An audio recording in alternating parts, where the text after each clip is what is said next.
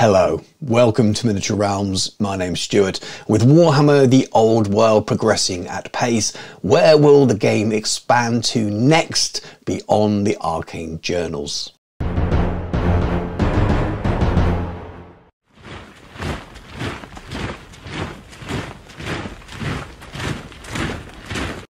Miniature Realms is proudly sponsored by Baron of Dice, premium wargaming dice.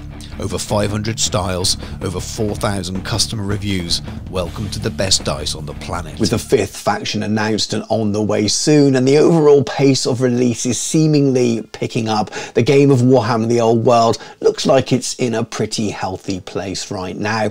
I thought it would be really fun to explore and talk about where the game might go beyond those 9 Arcane Journals and what kind of products we may expect. So what do we know? We know the game was designed to launch in a fairly complete way with core rules for 9 factions and the core rulebook, of course. Miniatures aside from that, that was a very big task and gave everyone the opportunity to start playing if they could source miniatures for the game. And we also know that the release schedule for the 9 Arcane Journals was meant to deliver the factions and their miniatures slowly over time, bringing the game back to a much more full extent.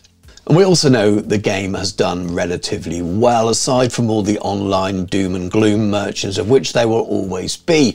We know that stock has been hard to get hold of at times. Yes, I know there's a context to that of how much did they make in the first place, but stuff is selling out and there seems to be demand for it. And we know from their own words in the articles on Warhammer Community as well, that the scope of the game has changed. We also have a really good idea about the lay of the land and what kind of thing we can expect from each faction release. We have 4 complete now Arcane Journals, miniature ranges, waves 1 and 2 and beyond for some of them. And there's also lots of hints and tips, I believe, in that core rulebook as well. If you look through all the background lore and you look at the section for the Chaos, the Warriors of Chaos, there was a hint there about leaning into the Norse, the Norska. There's pages there which now look like we will see an army of infantry based around the Norse themselves, which is really cool. I'm sure there are loads of other little tidbits in that book that give us clues about what we might expect from future content. And once those 9 Arcane Journals are done, will we see a 2nd edition straight away that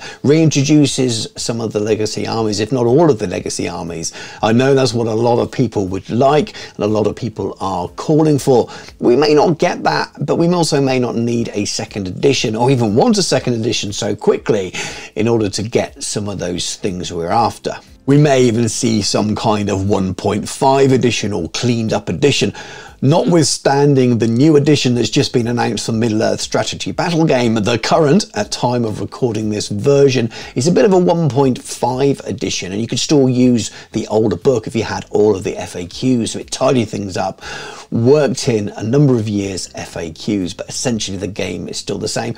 We could see something like that, and again, more factions introduced that way. I'm not sure that's going to be the case. I think there are other ways of reintroducing new factions. And I also think they'll have other plans that lead them up to the point when they're ready to release a new edition. And I think that that's more likely that we'll see legacy armies returning at that point. Because I still think, even though the Arcane Journals are coming through thick and fast now, I still think we're looking at 2 or 3 years more before all the things they've got planned are done. And then we're ready and asking for that new edition. Will we see Kislev and Cathay first? I think that's more likely than any kind of 2nd edition, and we may well have to see all of the 9 Arcane Journals released before one or both of those arrive. And how will they handle them? Will we have slightly larger Arcane Journals? Obviously there's no core army list to work from in existing books. Will they release a campaign book, maybe with those full army lists in, or 2 campaign books, which is maybe more likely, seeing as geographically in the old world they're so different, so far apart. So maybe that'll be a really fun thing to see when you introduce one of those armies, a full army list, via a campaign supplement, loads and loads of new miniatures, and maybe some special characters from other factions as well. New profiles, maybe the odd new unit that works in that theatre of war, really mixes up the meta as well for competitive play. but also really fun for those of us that love the narrative side of things and just the overall world building as it is. I think that kind of approach is very, very likely, and something that we may well see for one of those factions, even if not both of them. Could we see more from Tilia, Estalia, Dogs of War? Those are all things that could also be explored in a campaign supplement, either along with a new faction or just on their own. Again, if we look back at that core rulebook, there's quite a amount of text and pages taken up by areas of the old world that weren't really expanded on as much in previous editions, and I think that's quite interesting. It may well have been just to give themselves some future design space, especially with the limit of the 9 factions. Maybe things have changed enough so that we're more likely now to see Skaven or Dark Elves or something like that return in the future, and they won't need to lean into the groundwork that they laid there in that cool rulebook. But it's also something that's really fun. The Dogs of War bit really stands out as well. Baked into the rules throughout are mercenary units that are used across different factions, with a heavy leaning towards the Empire and Bretonnia and the Border Princes and all of that kind of stuff built in. So maybe at some point in the future, all of these mercenary units that we're able to buy, a lot of them made to order, but that we're able to buy and have as allies in our armies, maybe there'll be some kind of list that we can put them all together and field them as Dogs of War. Can you imagine them bringing back some of those classic Dogs of War miniatures just as a made to order? They definitely make lots of money, there's no doubt about that. And the more I think about it, campaign supplements just seem to be the smart way to go to expand upon the Arcane Journals without having to move into a new edition. And they've even talked about it back in the early days of the game. I say early days, we're only 7 months in really to the age of the game, but back then they even mentioned they have Arcane Journals and campaigns planned, and it's in black and white. So I'm pretty sure that we will see something along the lines of a campaign book.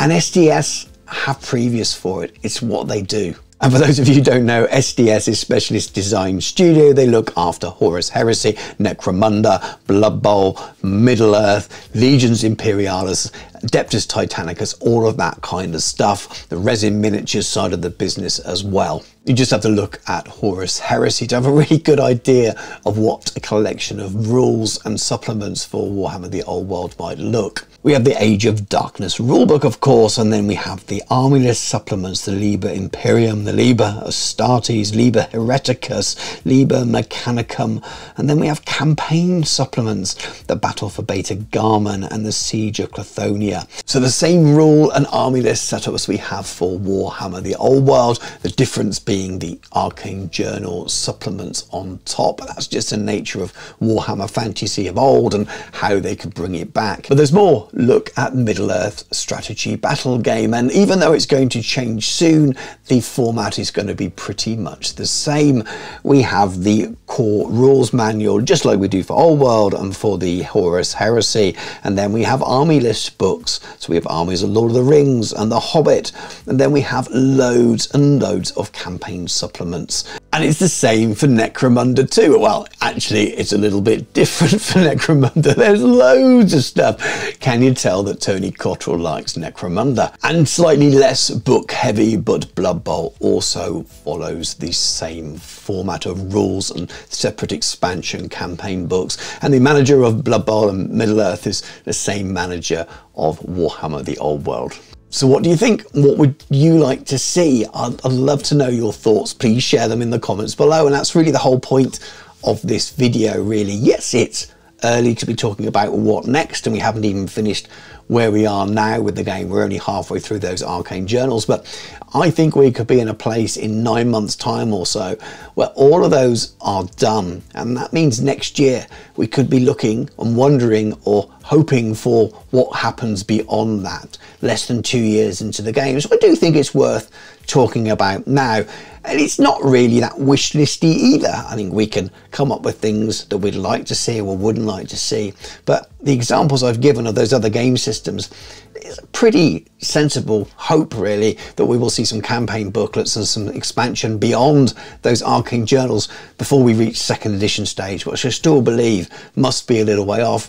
And I'd rather wait a few years for that with the reintroduction, hopefully, of those legacy factions, because that's my one big dream and one big hope for this game. And I know a lot of you Warhammer the Old World players share that dream and hope that those factions will come back and be fully supported, because I really think that will make the difference and really round the game out. But in the short term, I'd love to see some campaign supplements. I probably prefer they got all of those 9 Arcane Journals and those announced factions done and dusted first, then finished off with Kislev or Cathay or something like that as a first campaign supplement, maybe some extra profiles for some of the existing armies, telling a really good narrative story, but also mixing up the competitive play or match play meta at the same time. I think that will be a lovely way to end next year after they've released all those other things, and maybe follow that up with a second campaign supplement, maybe the opposite to Kislev or Cathay, which one they haven't done,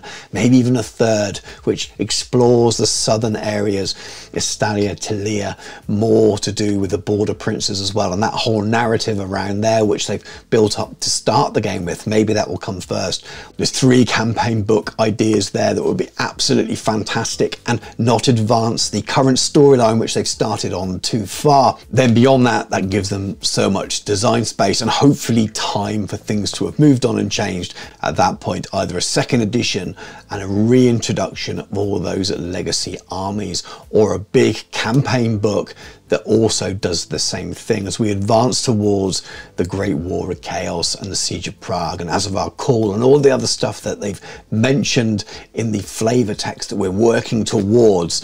And I think that that would be a lovely way to get to that point. Get some campaign books out of the way first, but with the main goal to move forward. That would be my dream for the game. But there's so much room and scope, and I really hope they get there. So thank you very much for watching. Take care, and I'll catch you soon.